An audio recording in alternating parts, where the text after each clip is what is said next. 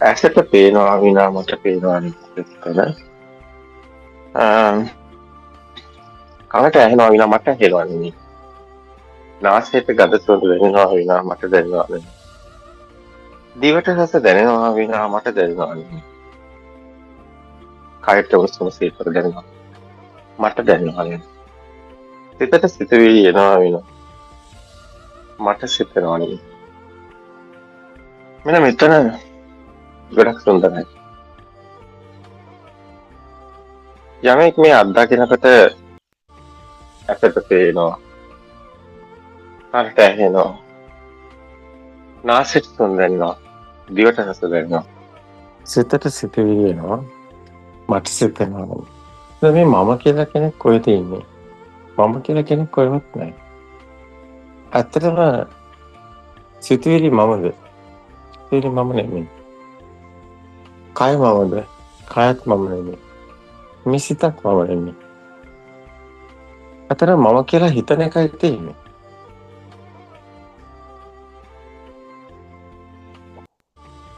ඇසන්ද නම් පේන්නේ නැහැ. කම්බීරි නම් ඇහෙන්නේ නැහැ. මේ ආයතන ටික වැඩ කරන්නේ නැත්තම් ඒ අපිට මේ ලෝකෙ හම්බෙන්නේ නැහැ. මේ වර්ණ ලෝකේ, ශබ්ද ලෝකේ, මේ ගන්ධ සුවඳ දැනෙන මේ සිතුවිලි ලෝකෙ අපිට හමු වෙන්නේ නැහැ. එතකොට ඇත්තටම මෙතන කවුද මම කියන්නේ? මම කියන්නේ සිතුවිල්ලක් විතරයි. පුටුව, මේසෙ, ඇඳ, අම්මා, තාත්තා, ඊර, අඳ, අයියා, අක්කා. අර කණ්ණාඩියෙන් දැකපු රූපේ මමයි කියලා දාගෙන. මේ මමද? මටද පේන්නේ. අපි හිතනවා මටයි පේන්නේ කියලා. මට දැනෙන්නේ. අපි හිතනවා මටයි ඇහෙන්නේ කියලා. පේනකොට අපි කියන්නේ අපිට එනවා නිකන් මට පේනවා. මේ මම ඉන්නවා. මේ දැනෙන ස්වභාවය මමයි කියලා තියෙනවා. එතකොට මේ දැනෙන ස්වභාවය කියන්නේ අපිට ශබ්දේ, වර්ණේ, ගන්ධ, රස, පහස දැනෙනවා. ඒ දැනෙන ස්වභාවය මමයි කියලා දාගෙන තියෙනවා. මේක සිතුවිල්ලක් විතරයි. ආලෝකය අර ටීචර් පෙන්නනවා වගේ. ඇසට ආලෝක හැඩතලයක්, කන්ට ශබ්දයක්.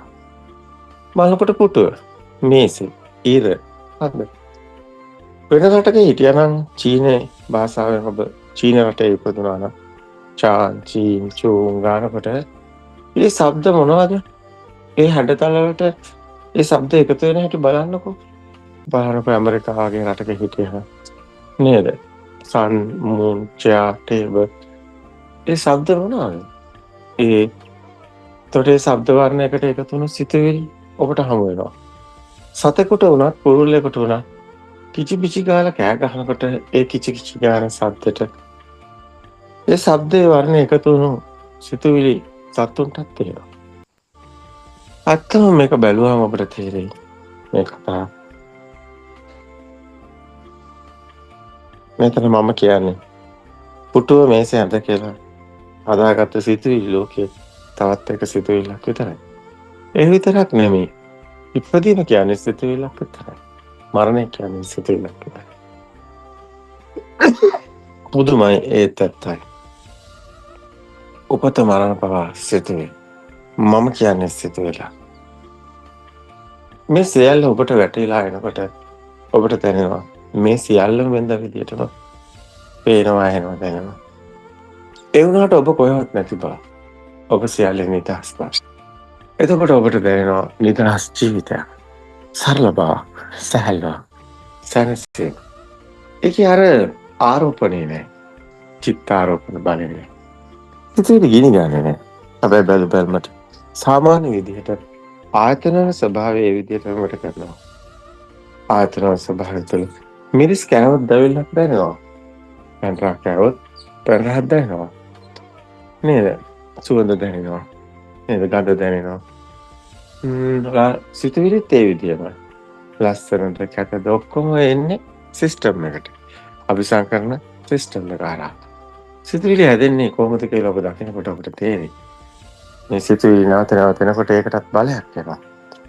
ඒක අபிසංකරණ බලය කියලා කියන්නේ. ඒ අනුව තමයි ඔබගේ ආරෝපණය වෙන්නේ. ඇත්තටම මේ කම්පන වේගයේ තියෙන ආරෝපණය ඒක විසින් මේක තියෙනවා වගේ දැනෙන ගතිය කරන්ට් එක වගේ. ඩීචරි දෙකක් අතරම රත් වෙන ආරෝපණය. මේ චිත්තාරෝපණයේ සාමාන්‍ය ස්වභාවයක්. චිත්තාරෝපණයේ සාමාන්‍ය ස්වභාවයකින් ආයතන මට්ටමින් එනවා. හැබැයි අර මමේ කියන ගත්ත බලය එන්නේ නැහැ. ඇයි ඔබට අවබෝධ වෙනවා මෙතන එහෙම කෙනෙක් නැහැ කියලා.